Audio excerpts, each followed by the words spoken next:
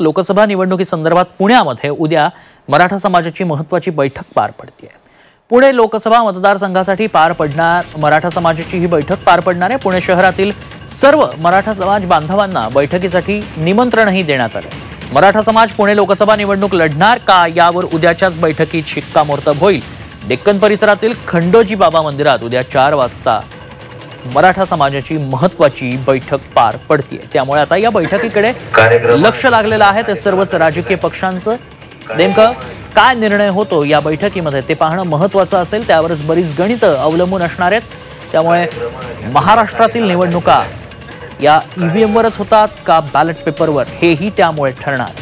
त्यामुळे एकीकडे मराठा समाजाच्या वतीनं बरेच उमेदवार एका ठिकाणी उभे करण्याच्या तयारीत मराठा समाज असल्याचं पाहायला मिळतंय आणि त्याच संदर्भात एक बैठक उद्या पुण्यामध्ये पार पडणार। मोहोळ धंगेकरांसमोर मराठा उमेदवार उभा राहतो का हे पाहणं महत्त्वाचं असेल।